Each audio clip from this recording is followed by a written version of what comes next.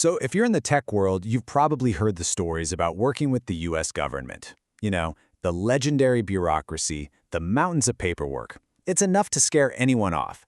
But what if I told you there was another way? A faster, more direct path to get your cutting-edge tech into the hands of the Department of Defense, without all the usual headaches. Well, that's exactly what we're going to break down today. Right, let's get straight to it. I want you to forget everything you think you know about government contracting. We are talking about a process with no FAR, that's the Federal Acquisition Regulation, no DFARs, and absolutely no 18-month waiting game. This is about one thing and one thing only: getting results and getting them fast. So here's our roadmap. We're going to start with the old way of doing things, just so you can see the problem we're solving. Then we'll jump into the OTA Express Lane, break down how these things really work, and this is crucial. I'll show you a speed trap you have to avoid. And finally, we'll lay out a strategic playbook so you can figure out if you're ready to get in the game.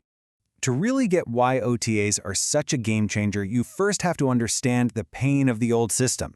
For decades, innovative companies have been trying to navigate this absolute maze of a contracting process. The standard way the government buys things is based on that thing I mentioned, the FAR. Think of it as a gigantic rulebook. And while it's designed to make things predictable, that predictability comes at a huge cost. It creates a system that is just painfully slow, incredibly complex, and frankly, a massive barrier for any company that moves at the speed of innovation. And this slide really puts it in black and white, doesn't it? On the left, you've got the old world: rigid, slow, expensive, and a total turnoff for innovators.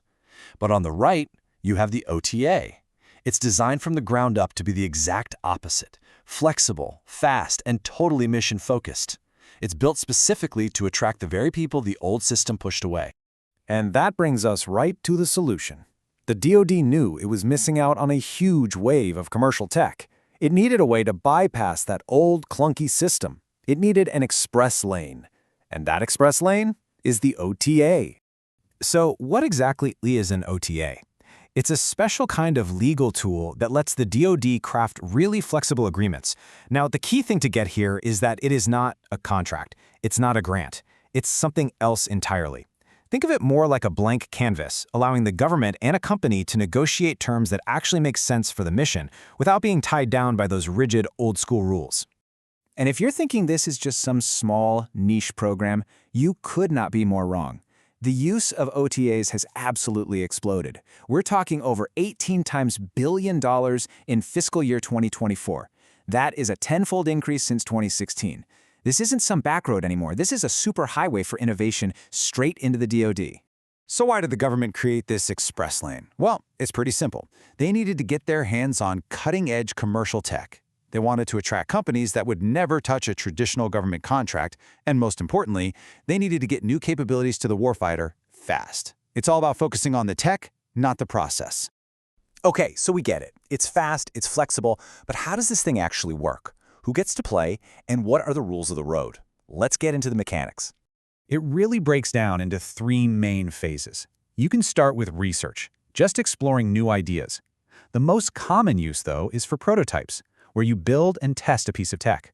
And this is where it gets really interesting, because a successful prototype can lead directly to a non-competitive production award to scale it up in a big way. And this flowchart, this right here, is the holy grail for a tech company. It shows that amazing pathway. One successful prototype can roll right into a massive production contract, all without having to go through another painful competition. You can see why this is such a huge incentive to bring your absolute A-game to that prototype phase. So who is this system really built for? Well, a key term you need to know is non-traditional defense contractor.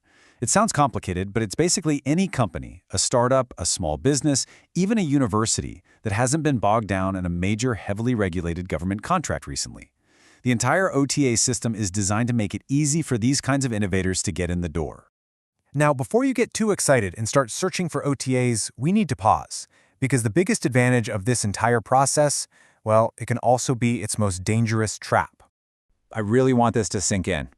Read it with me. Speed is an OTA's biggest advantage and its biggest trap. Why?